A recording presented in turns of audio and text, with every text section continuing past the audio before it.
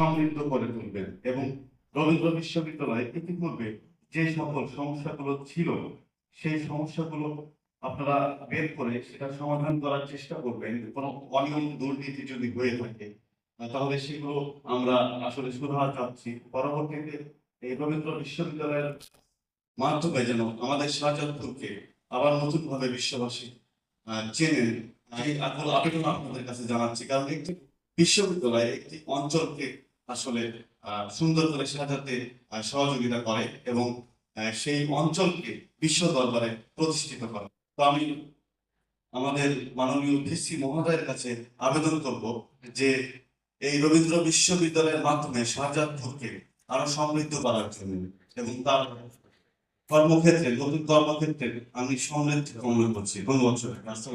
VC মহোদয় যিনি এই মুহূর্তে এসেছেন, পরবর্তীতে আরো অনেক কথা বলার সুযোগ পাবেন, যেহেতু তিনি এসেই শুরু করেছেন সাংবাদিকদের সাথে মত বিনিময় সভা করে একটি সুন্দর যাত্রা শুরু করেছেন। আমরা শাহজাদপুর সাংবাদিক ফোরাম সহ শাহজাদপুরে কর্মরত সকল সাংবাদিকের পক্ষ থেকে মাননীয় ভিসি মহোদয়কে স্বাগত জানাচ্ছি। আমরা জানি এই বিশ্ববিদ্যালয় শাহজাদপুরের মানুষের হৃদয়ের স্পন্দন।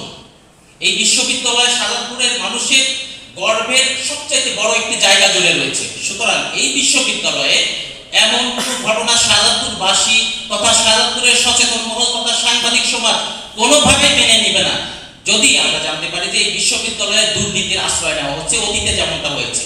মাননীয় ভিসি মহোদয়কে এই একটি রিকোয়েস্ট করতে চাই, অতীতের কিছু রেকর্ড আমরা জানি এখানে নিয়োগ বাণিজ্য হয়েছে, এখানে একটি বিশেষ শ্রেণীর মানুষকে কোনো নিয়ম নীতির তোয়াক্কা না করে নিয়োগ দেওয়া হয়েছে, একটি নির্দিষ্ট এলাকার মানুষকে অনেক সংখ্যক নির্দিষ্ট এলাকার মানুষকে নিয়োগ দেওয়া হয়েছে, এখানে সিন্ডিকেট করা হয়েছে। এই বিষয়গুলো যেন পরবর্তীতে না হয় সেদিকে আপনি লক্ষ্য রাখবেন। আমার বড় ভাই যে কথাটি বলেছেন যে এই কাজগুলোর সাথে দুর্নীতির সাথে যারা জড়িত ছিলেন তারা কিন্তু এখনো এই বিশ্ববিদ্যালয়ে অনেকে রয়েছেন। আপনার হয়তো চিনতে কষ্ট হতে পারে, আমরা শাহজাদপুরে কর্মরত সকল সাংবাদিক তাদের পরিচয় জানি। সবাই ভালো থাকবেন, ধন্যবাদ।